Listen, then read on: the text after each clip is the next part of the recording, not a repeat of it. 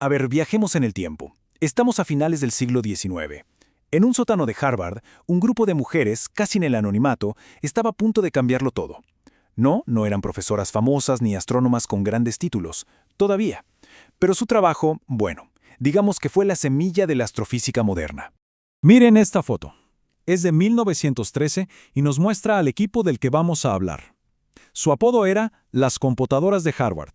Y no, para nada no eran máquinas. Eran mujeres, personas de carne y hueso brillantes, cuyo trabajo era básicamente procesar una cantidad de datos estelares que hoy nos parecería una locura. La gran pregunta es, ¿qué tanto descubrieron mirando fijamente esas placas de vidrio? Y ahí está el meollo del asunto, ¿no? ¿Cómo es que este grupo de mujeres, con un sueldo bajísimo y para colmo, menospreciadas por buena parte de la comunidad científica de la época, consiguieron revolucionar la astronomía? Suena casi imposible. Para entenderlo, tenemos que ir al origen de todo, el problemón que tenían entre manos. Ok, nos vamos directo al observatorio de Harvard, finales del 1800. La situación era esta. Tenían un desafío gigantesco, un auténtico diluvio de información que sencillamente estaba a punto de ahogarlos. El observatorio estaba literalmente nadando en placas fotográficas del cielo nocturno. Y cuando digo nadando, no exagero, más de 500,000 de placas. O sea, era una mina de oro de datos, un tesoro astronómico. Pero, ¿de qué sirve un tesoro si no tienes a nadie que lo pueda procesar? El personal que tenían simplemente no daba abasto. Y aquí es donde entra el director del observatorio, Edward Pickering, con una solución, digamos que fuera de la caja para la época. Su lógica, bueno, se dio cuenta de que podía contratar mujeres. En ese tiempo se las consideraba meticulosas y pacientes. Pero la clave, y seamos honestos, era el costo. Podía pagarles una fracción de lo que le costaría un hombre. Fue en gran medida una decisión económica. ¿Y de cuánto hablamos cuando decimos una fracción? Pues entre 25 y 50 centavos de dólar la hora. A ver, para ponerlo en perspectiva. Era más que una obrera en una fábrica, sí, pero menos que un oficinista sin ninguna especialización.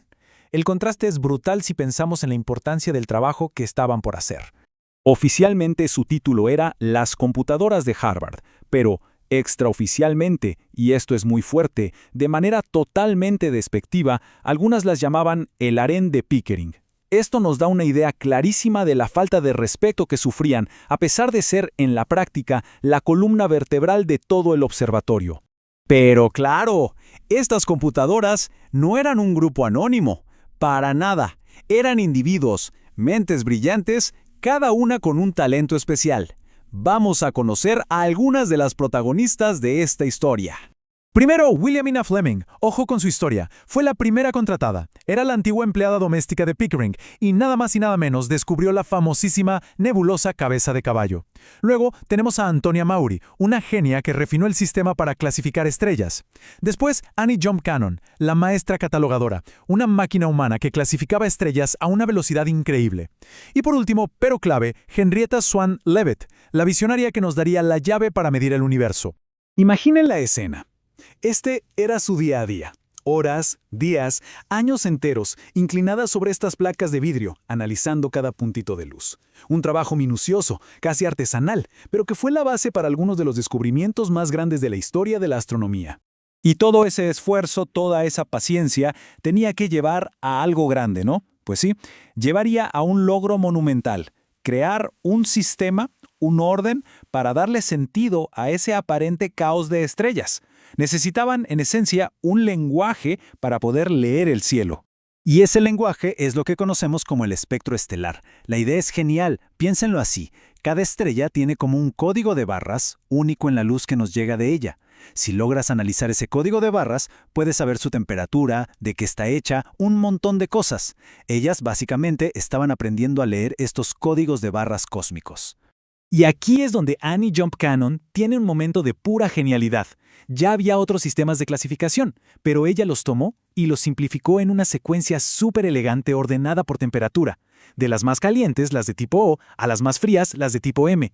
Y lo más increíble es que este sistema, conocido como el sistema de clasificación de Harvard, sigue siendo la base del que se usa hoy en día. Y como si fuera poco, para que a nadie se le olvidara el orden, Cannon se inventó una frase para memorizarlo. O, B, A, fine girl, kiss me. Un toque de ingenio y hasta de humor para un sistema científico súper profundo. Una genia. Ok, Clasificar las estrellas ya era un logro inmenso, pero era solo el principio. El siguiente paso era un salto cuántico, pasar de hacer un catálogo a medir el universo. Y para eso tenemos que volver con Henrietta Swan Leavitt. Leavitt se obsesionó, en el buen sentido, con un tipo de estrella muy particular, las variables cefeidas. Estas estrellas son especiales porque pulsan, o sea, su brillo sube y baja a un ritmo constante, y mientras las observaba una y otra vez, se dio cuenta de algo, un patrón que nadie más había notado. Y el patrón era este, y es revolucionario. Descubrió que hay una relación directa entre cuánto tarda una cefeida en pulsar y su brillo real, su luminosidad intrínseca. ¿Qué significa esto? Todo. Porque si podías medir su ritmo, sabías qué tan brillante era de verdad. Y si sabes qué tan brillante es de verdad y lo comparas con cómo la vemos desde la Tierra, puedes calcular a qué distancia está. ¡Pum! De repente teníamos una cinta métrica para el universo. Y esta cinta métrica llegó en el momento justo, porque en esa época había un debate gigante en la astronomía sobre objetos como este que vemos aquí, la galaxia de Andrómeda. La pregunta era, ¿es una nebulosa, una nube de gas dentro de nuestra Vía Láctea, o es un universo isla, otra galaxia completa, muy, muy lejos? Esta línea de tiempo lo deja clarísimo. En 1912, Henrietta Leavitt publica su ley. Pasan los años, un tal Edwin Hubble, ¿le suena? Usa esa misma ley para medir la distancia a Andrómeda, y en 1924 confirma que está a casi 1.000.000 de años luz, lejísimos, definitivamente fuera de nuestra galaxia. Y no se detuvo ahí, usando la misma herramienta midió otras galaxias y en 1929, ¡bam!, demostró que el universo se expande. El trabajo de Leavitt no fue un descubrimiento más, fue la llave que abrió nuestra comprensión del cosmos.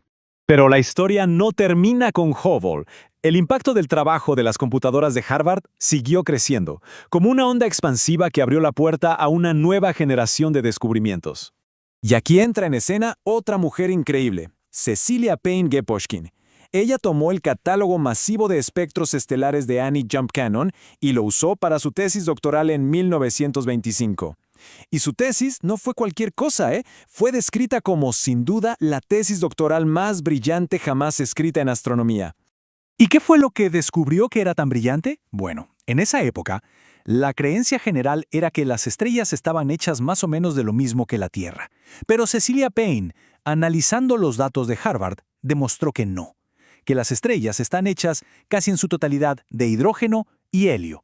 El descubrimiento fue tan radical que al principio no le creyeron, pero el tiempo, como siempre, le dio la razón. Y con eso reescribió los libros de texto sobre qué es una estrella. Entonces, si juntamos todas las piezas, el legado es simplemente innegable. Nos dejaron un sistema de clasificación estelar que seguimos usando. Nos dieron la clave para medir el universo. Nos revelaron de qué están hechas las estrellas. Sentaron las bases para demostrar que el cosmos es inmenso y se expande. Y quizás lo más importante de todo, le abrieron las puertas de par en par a incontables mujeres en la ciencia. Y todo esto nos deja con una pregunta final, para reflexionar. La historia de las computadoras de Harvard es la de un trabajo esencial que estuvo ahí, a la vista de todos, pero ignorado durante décadas. Y eso me hace pensar, ¿qué trabajo fundamental, de qué personas, estaremos pasando por alto justo ahora, en nuestros días?